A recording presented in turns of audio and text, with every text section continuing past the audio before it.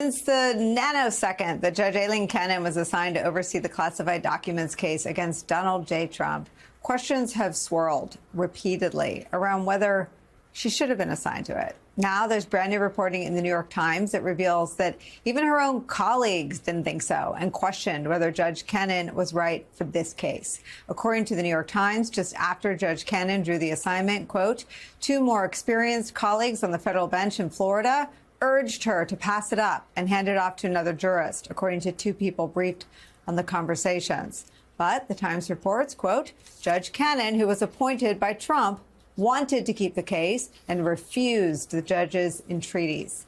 And she went on to make a number of questionable decisions that have delayed the case, including setting aside a full day tomorrow to hear what has been described as a novel argument that special counsel Jack Smith was not lawfully appointed, entertaining a motion by the ex-president's lawyers that most courts would have rejected from the outset. And in another bizarre twist, Judge Cannon has agreed to hear arguments from outside parties on this issue. The hearing is part of a logjam of unresolved legal issues Judge Cannon has allowed to pile up, but it could also be exactly what Smith needs to move forward. The Daily Beast reports, quote, if Cannon rules against Smith, legal scholars say he might have the ammunition he needs to finally request the judge's recusal from the case. Joining our conversation, former acting assistant attorney general for national security at the Justice Department, MSNBC legal analyst Mary McCord, and MSNBC legal analyst Christy Greenberg. She's a former SDNY criminal division deputy chief. Mary, things that look wrong from the outside often end up feeling wrong and being wrong on the inside. And that's what today's New York Times reporting seemed to prove to me. What's your take?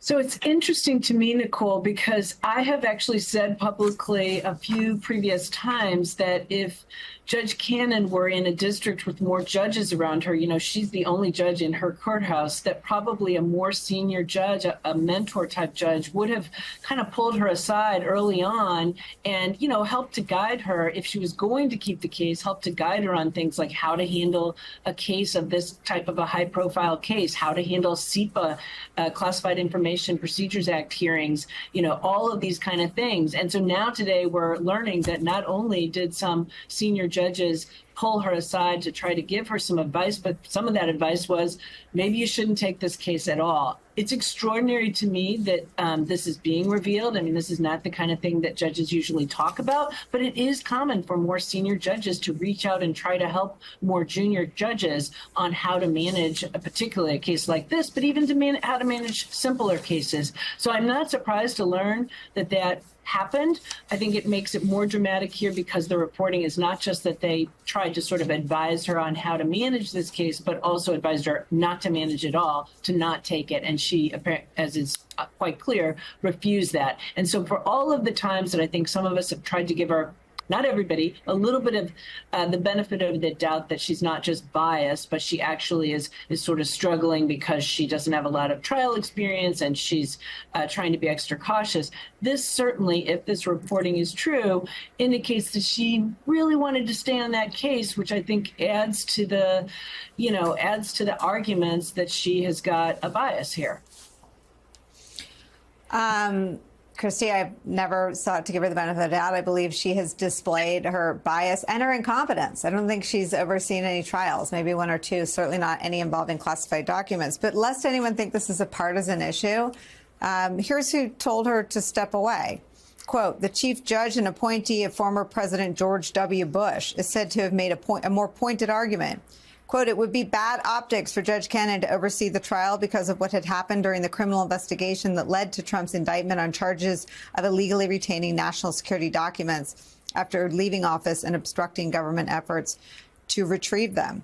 And that was, of course, that after the search, the court-approved search, she barred investigators from gaining access to the evidence. It put in motion an entire legal brouhaha. The case came up to Brooklyn, and then she was overturned by the extremely conservative circuit. So she has let her bias flag fly the whole time. And at a moment when there's an historic lack of trust in the courts at the Supreme Court level and beyond, it seems like an extraordinary breach of trust for her to have kept this case. Well, what's been interesting watching this is for somebody who wanted this case so badly, she has clearly been dragging it out. I think everybody can agree this is moving really slowly. So then you question why, and a number of people have suggested, well, she's a baby judge, maybe she doesn't know any better.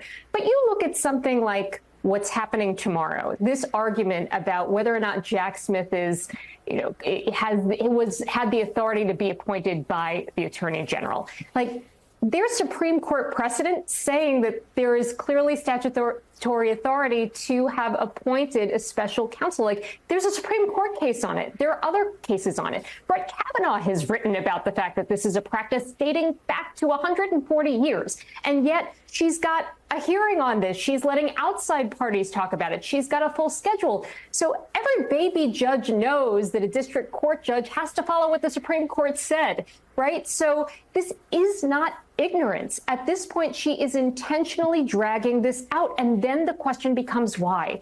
And the reason, the answer is so obvious because it helps Donald Trump. Each one of her rulings, every time she has gotten something wrong or she has punted some question down the road that she could have dealt with sooner, each time it's to benefit Donald Trump. And when each and every time it benefits him, the bias is quite clear. I mean, Andrew Weissmann has joined us. They also, at every fork in the road, they take the, FU public path. I mean, they could disclose the gifts before ProPublica gets a document proving that gifts were taken and not disclosed. They could recuse from cases where their spouses are cheering on the people who have been convicted of many, many crimes by the Department of Justice. Ginny Thomas and Mrs. Alito are on the side where the Department of Justice has sent hundreds of people to jail. That is the side they're on, the criminals. It also happens to be Donald Trump's side, but it is the largest prosecution in the history of the Department of Justice, and Mrs. Alito and Mrs. Thomas are on that side. It is so twisted. I want to read you Andrew Weissmann. Politico's reporting on the political fallout of Trump's conviction in New York. Quote, the least trusted group of actors did not turn out to be the usual suspects, prosecutors or defense attorneys, but the Supreme Court justices. 39% of all respondents reported having a great deal or a fair amount of trust in the justices, a figure that roughly tracks the court's historically low approval ratings under the conservative supermajority. Something isn't working, and I wonder what you think that means we should gird for in this final flurry of decisions, especially immunity. Well, I'm going to add fuel to the fire because I want people to understand a couple options that the Supreme Court could have taken in addition to sort of the obvious ones, which was either to not hear the case or to hear the case 6 months ago and decide it quickly, which Mark and Dahlia have spoken about. But here's another thing that is, which I have seen courts do in my own experience, which is that one of the reasons that there is a problem is because there is a stay right now of a criminal case. Normally, when courts have that, they put the criminal case sort of ahead of everything else because they know that the public's right to a speedy trial, the defendant being under a criminal indictment, all of that is a reason to act with alacrity. And so they could have heard this case much, much quicker, but they also could have decided that the stay should be lifted at least for the pretrial proceedings. In other words, that is one of the big problems here is that Judge Chutkan, the trial judge, cannot do anything on the case, can't do any of the pretrial work that was scheduled here because that stay is in place. But there was no reason that they didn't address that at the oral argument and focus on whether it was appropriate, given that there's just no way that they're going to say that there are 5 justices who say that a president is immune from this particular criminal case. If they're going to say that, I mean, you know what? We are so gone as a country if they go down that road that I really can't contemplate it because there really is no check then on executive power. And so they really could have lifted that stay. And the other is, to the extent that they're saying, you know what, we're going to do things in the normal course and we're going to decide, you know, the oldest cases first and the most recent cases last. And this case just came up late in the day. That is not how courts operate when both sides have an interest in speed, and the court should have an interest in speed because of this pending criminal case. And both sides actually have the only legitimate interest was for speed here. The Trump, because he's saying I shouldn't be charged at all because I'm immune, so he'd want that decided quickly. And Jack Smith, because he's saying there's a public right to have a trial quickly. And so you really end up, as Mark has said, with the Supreme Court disgracing itself in terms of adherence to the rule of law. It is might makes right in the very last place in our democracy where that should be the rule. Let me show you. I mean, I think we're sort of left to rely on Dahlia, to rely on the utterances of some of the liberal justices, things that they say at other events. Let me just play Justice Ketanji Brown Jackson's question during oral arguments. What I'm, I guess, more worried about, you seem to be worried about the president being chilled. I think that we would have a really significant opposite problem if the president wasn't chilled. If someone with those kinds of powers, the most powerful person in the world, with the greatest amount of authority, could go into office knowing that there would be no potential penalty for committing crimes. I'm trying to understand what the disincentive is from turning the Oval Office into, the seat of criminal activity in this country. Andrew Weissman, if Trump were capable of writing a mission statement for his 2024 campaign, that would be it, right? I mean, this is what he's telling his supporters he wants. I am your retribution. Retribution for what?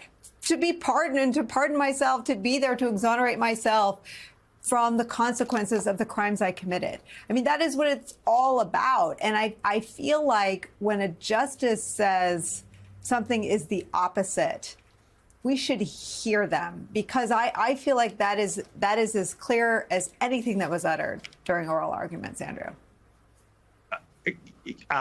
Absolutely, 1,000%.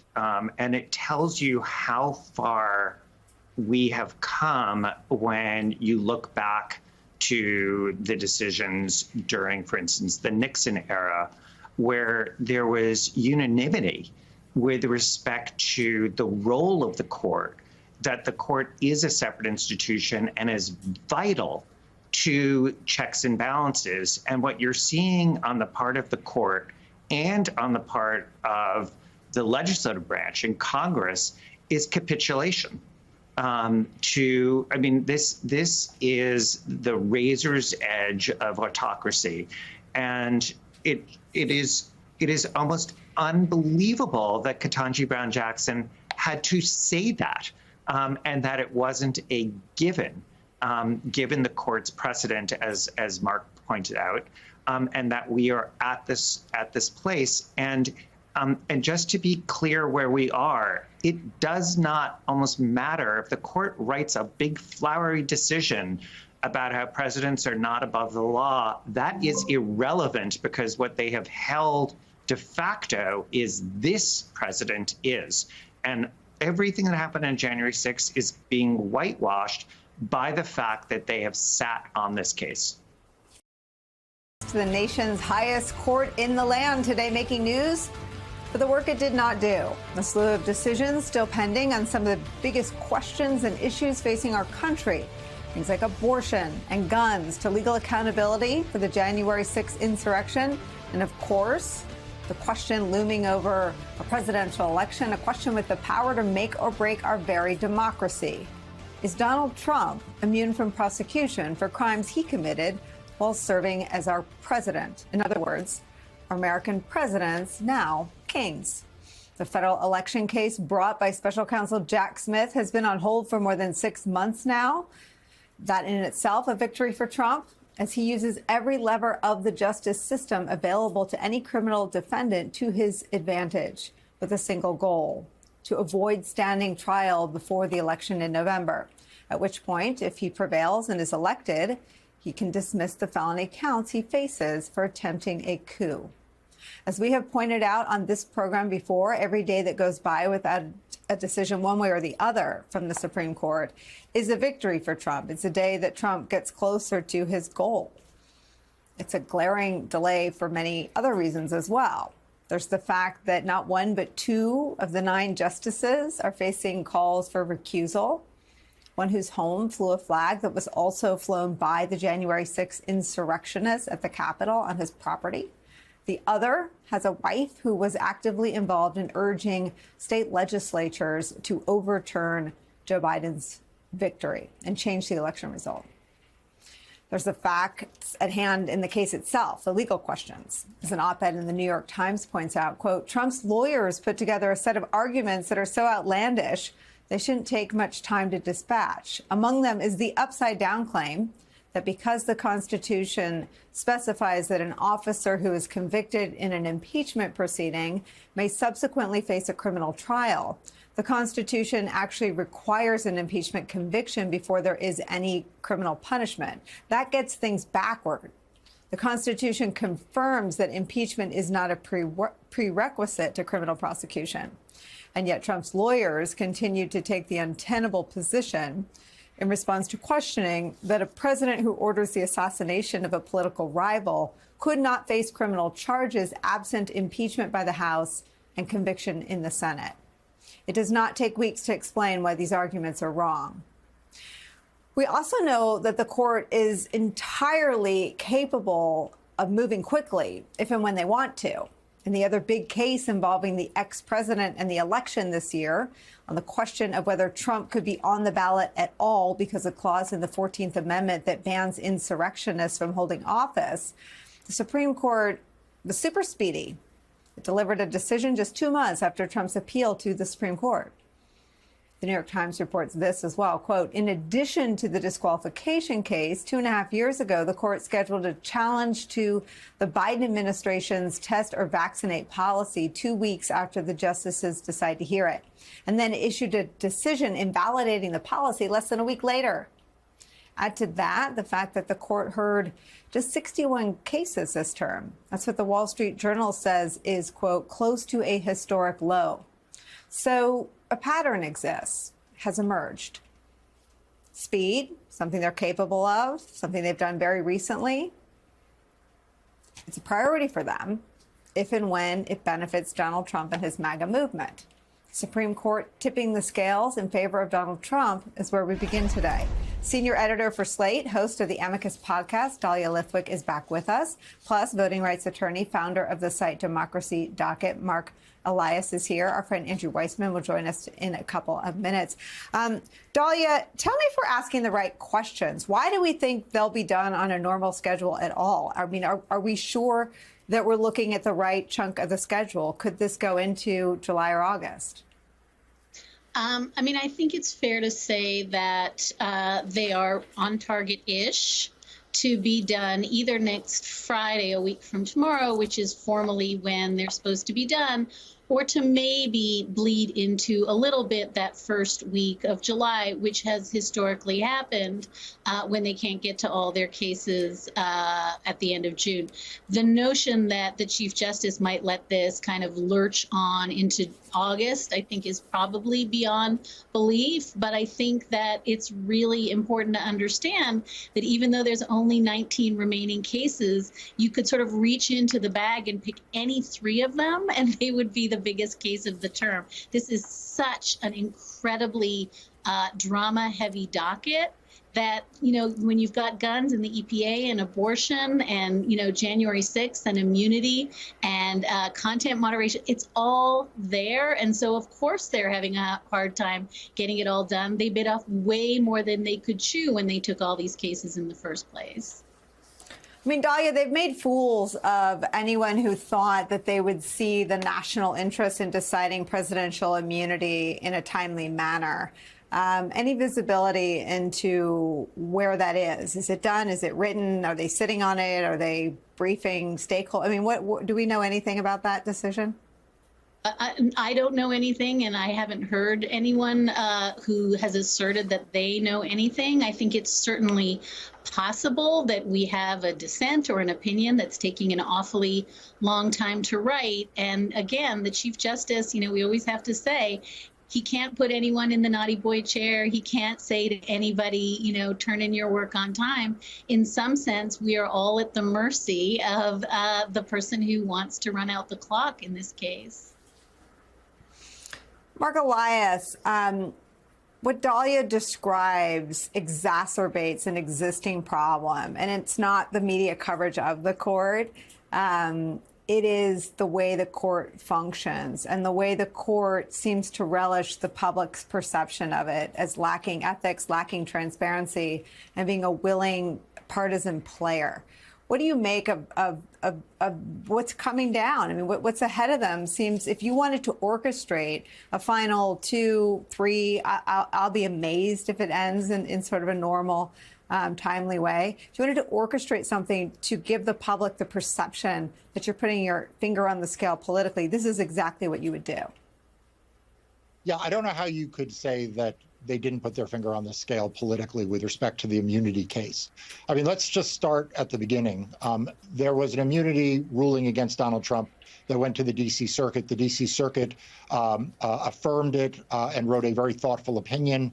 And at that point, the Supreme Court didn't have to take the case. As you point out, the Supreme Court only took 61 cases this term, which is not just a historic low, it is an abnormally low number for the U.S. Supreme Court to hear. Then they took the case, and rather than schedule it for immediate argument, they scheduled it for a late argument. Then now, obviously, they have not ruled on it quickly. They have effectively conferred an immunity by delay on Donald Trump. He has gotten the immunity he sought. Let's be clear. There is nothing in the Constitution that gives presidents immunity. In fact, quite to the contrary, the text of the Constitution suggests presidents don't have immunity, since the legislative branch does explicitly have immunity that is not shared with the executive branch. But at least some members of the Supreme Court, by manipulating the calendar, by simply deciding to hear a case they didn't have to, and then sitting on how quickly that case got decided, they have granted Donald Trump the relief he sought, which is that there will be no trial before the November election. And that is a tragedy for democracy. It is a thumb on the scale. And frankly, it does nothing other than undermine people's confidence in the U.S. Supreme Court as neutral arbiters. Former Attorney General Eric Holder had some thoughts along the same lines, Mark Elias. Let me show you what he had to say on this program yesterday. It's hard for me to understand why the court even took this case. I'm worried when Justice Kavanaugh says things like, we have to write for the ages. No, you don't. You need to decide the case just in front of you on the basis of the facts and the law that has been presented to you. And if you do that, you'll reach the same conclusion as the appellate court, that a president needs to be held accountable in the same way that any other American would be. Any result other than that is I think, both absurd and extremely, extremely dangerous. You know, Mark, the court seems to have made a bet that people are either too stupid to figure this out, that because there aren't cameras in there, we won't know what's said and what's done. But I think of all the issues that voters intuit, with and without consuming mountains and mountains of news, is that there's something very wrong at the Supreme Court. And its decisions on abortion and potentially on this one as well are way out of the mainstream of sort of a right-left debate in the country. What are the stakes for the court as they get ready to release whatever decision they've made on immunity? Yeah, I think it is not just that they're outside the mainstream, but they seem unmoored. There have always been a range of positions and ways of interpreting the Constitution. You have had more progressive views of how you interpret the Constitution articulated by justices like former Justice Breyer, former Justice Ginsburg, and you've had more conservative ways of interpreting the Constitution, originalism and textualism being probably the two dominant conservative theories. But in recent years, and particularly in some of the arguments this term, and the immunity argument is a good example, we are kind of going into the vibism phase, in which the conservative justices are just listening to the cases and sort of getting a vibe for whether or not it it accords with what they would like the outcome to be or not. Not what the text says, not what the founders originally said. I mean, the founders originally had no concept of giving presidents immunity. There is nothing in the text of the Constitution that gives them immunity. In the Dobbs decision, they discarded what several of them in their confirmation hearings said were super precedent or precedent upon precedent. Stare decisis, one of the most important principles of the law, got sort of thrown away like a used tissue. So it is the unmoored nature of the decision making as much as anything else that I think is causing a crisis in confidence in the Supreme Court. And make no mistake, when the Supreme Court has a crisis of confidence, it is no one's fault but their own. You know, the Chief Justice ended last term with a very stinging opinion in which he said, you know, basically people have to stop criticizing us so much because the courts need to have their integrity. And, you know, that integrity is earned. It is not something that is dictated. And if the Supreme Court is losing the public confidence or the confidence of some of the justices, they need to look inward, not outward.